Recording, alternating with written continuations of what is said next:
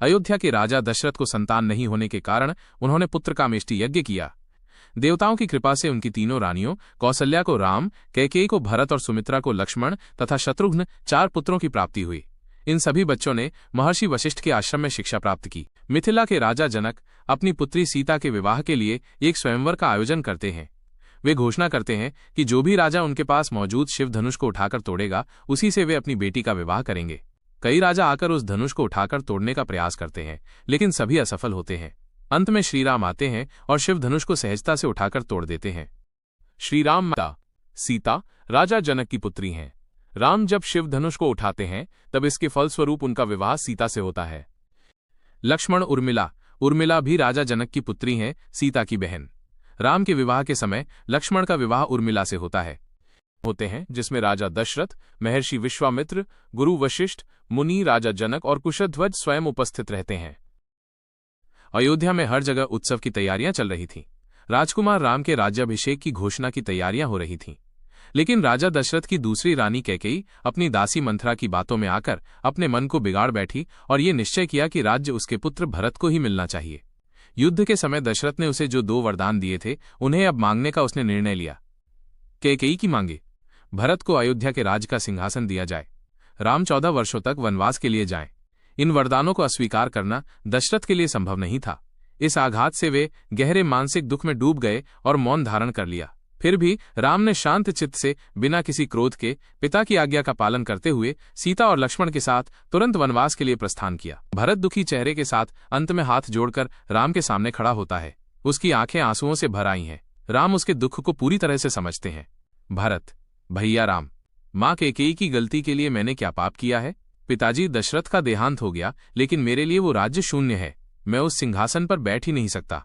आपको ही लौटना होगा। की आज्ञा और मेरी प्रतिज्ञा, यही हमारा धर्म है। मुझे वनवास पूर्ण करना ही होगा। भरत, पिता दशरथ का हाथ थामे ही वो संसार से चले गए, लेकिन मैं अभिमान पूर्वक उस राजमंडप में नहीं बैठ सकता। कृपया जब तक आप लौटकर नहीं आते, ये पादुका ही आपकी प्रतिनिधि बनकर राज सिंहासन पर विराजमान रहे। भरत राम की पादुका को हाथ में लेकर अयोध्या की ओर प्रस्थान करता है। सुंदर राम को देखकर शूर्पणखा उनसे विवाह करने की इच्छा प्रकट करती है। शूर्पणखा, वाह कितना सुंदर राजकुमार! मैं जिस जीवन साथी की तलाश कर रही थी, वो शायद तुम ही हो। राम, हे स्त्री, मैं पहले ही सीता को अपना जीवन समर्पित कर चुका हूं, इसलिए मेरी प्रेम में किसी और के लिए कोई स्थान नहीं है। शूर्पणखा क्रोधित होकर, अगर मुझे राम नहीं मिला तो मैं सीता को ही खा जाऊंगी। वो अपने असली राक्षसी रूप में आकर सीता की ओर झपटती है। लक्ष्मण, हे दुष्टा, सीता की ओर बढ़ने से पहले ही मैं तेरी नाक काट दूंगा। लक्ष्मण अत्यंत क्रोध में अपनी तलवार से शूर्पणखा की नाक काट देता है।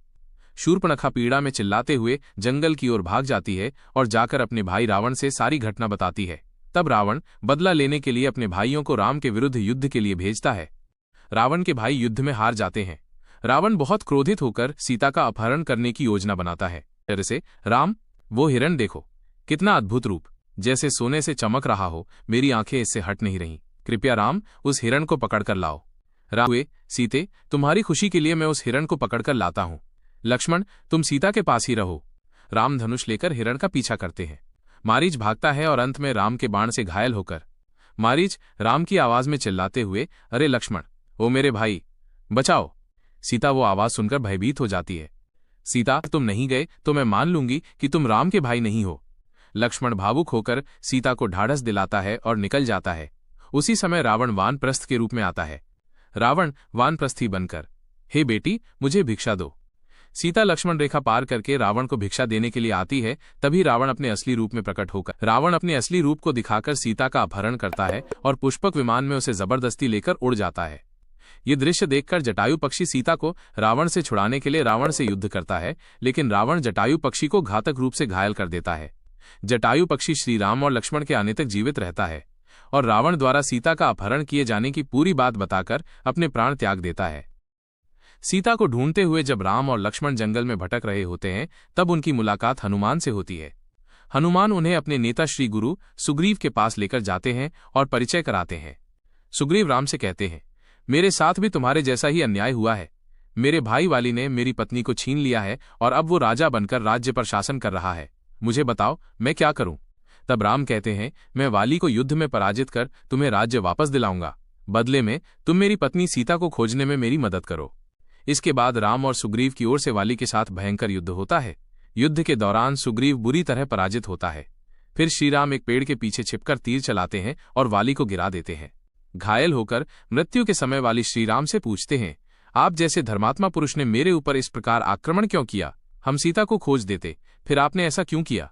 तब श्रीराम उत्तर देते हैं, तुमने अपने भाई की पत्नी का हरण किया है, यह अधर्म है, इसलिए मैंने न्याय के मार्ग पर चलकर यह कार्य किया है।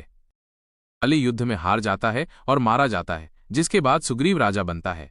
राजा बनने के बाद सुग्रीव का पहला कर्तव्य होता है सीता को ढूंढना। वो अपनी सेना को चारों दिशाओं में भेजता है और हनुमान को दक्षिण दिशा की ओर भेजा जाता है। हनुमान अपनी अद्वितीय शक्ति के साथ दक्षिण दिशा में यात्रा करते हैं। वहां उन्हें एक वृद्ध गरुड़ जैसे पक्षी संपाति मिलते हैं। जब हनुमान उनसे बात करते हैं तो वे प्रसन्न होकर कहते हैं, मैं जटायु का भाई हूं। मैंने रावण को सीता का अपहरण करते देखा था, वो उसे लंका ले गया है। हनुमान ये बात श्रीराम को बताते हैं और फिर लंका की ओर उड़ जाते हैं। वे समुद्र पार करके लंका नगरी पहुंचते हैं। लंका एक विशाल और भव्य नगर होता है जो ऊंचे महलों और दुर्गों से भरा होता है। हनुमान अशोक वाटिका में सीता को बंदी के रूप में पाते हैं। पहले सीता हनुमान पर विश्वास नहीं करती, लेकिन जब हनुमान विनम्रता और प्रेम से बात करते हैं तब भी सीता को संदेह होता है कि कहीं ये रावण की चाल न हो। तब हनुमान श्रीराम का दिया हुआ अंगूठी दिखाते हैं। अंगूठी देखकर सीता विश्वास करती हैं और कहती हैं, मैं राम को भूली नहीं हूं, उन्हें कहो कि वे आकर मुझे यहां से ले जाएं। वो रावण के दरबार में दूत बनकर जाता है। रावण क्रोध में पूछता है, तू कौन है? तब हनुमान शांतिपूर्वक उत्तर देता है, मैं राम का दूत हूं। सीता को छोड़ दो, नहीं तो तुम्हारा सर्वनाश निश्चित है। ये सुनकर रावण क्रोध से तिलमिला उठता है और हनुमान को मार डालने का विचार करता है, लेकिन विभीषण सलाह देता है, दूत को मारना अनुचित है। तब अन्य मंत्री ये निर्णय लेते हैं कि हनुमान की पूंछ में आग लगा दी जाए। हनुमान उस आग का उपयोग अपनी शक्ति से करता है और पूरी लंका को जलती लपटों में भस्म कर देता है। महल, दुकानों, गलियों, हनुमान के क्रोध ने लंकापुरी को एक श्मशान में बदल दिया। इस कार्य से रावण को चेतावनी मिलती है और उसे साक्षात एहसास होता है कि सीता के अपहरण के क्या भयानक परिणाम हो सकते हैं। लंका को जलाकर वापस लौटते हैं और श्रीराम को बताते हैं कि सीता माता लंका में रावण के चमकदार महल में कष्ट में बंदी बनाकर है। वो दुखी होकर आपके आने की प्रतीक्षा कर रही हैं। उन्हें विश्वास है कि आप आकर उन्हें इस बंधन से मुक्त करेंगे। ये समाचार सुनते ही श्रीराम लंका जाने के लिए पुल, सेतु बनाने का विचार करते हैं। इस कार्य में सुग्रीव, जाम्बवान, हनुमान और समस्त वानर सेना मिलकर सेतु का निर्माण करते हैं। श्रीराम लंका जाकर रावण से युद्ध करते हैं। रावण अहंकार से कहता है, मैं तुझे समाप्त कर दूंगा। तब श्रीराम उत्तर देते हैं, रावण, तू अधर्म के मार्ग पर चला है। तूने किसी और की पत्नी का अपहरण किया है, यही तेरे अहंकार की चरम सीमा है। युद्ध में श्रीराम रावण को सलाह देते हैं कि हारने से पहले पीछे हट जा, मृत्यु को मत बुला। फिर भी रावण उनकी बात नहीं मानता और दोनों के बीच घोर युद्ध होता है। अंत में रावण युद्ध में पराजित होकर मारा जाता है। इसके बाद श्रीराम विभीषण को लंका का राजा बनाते हैं और सीता माता को आदर सहित लेकर अयोध्या लौटने की तैयारी करते हैं। सीता को वापस लेकर हनुमान, राम, लक्ष्मण और सीता पुष्पक विमान में बैठकर अयोध्या लौटते हैं। अयोध्या पहुंचने पर भरत बहुत भावुक होकर राम से निवेदन करता है कि अब आप ही अयोध्या का राजभार संभालें। वो सिंहासन दिखाते हुए आग्रह करता है कि राम ही राजा बने। अयोध्या के सभी नागरिक भी इस निर्णय से अत्यंत प्रसन्न होते हैं और राम धर्मपूर्वक एवं न्यायसंगत शासन आरंभ करते हैं। ये वाल्मीकि रामायण का सार है।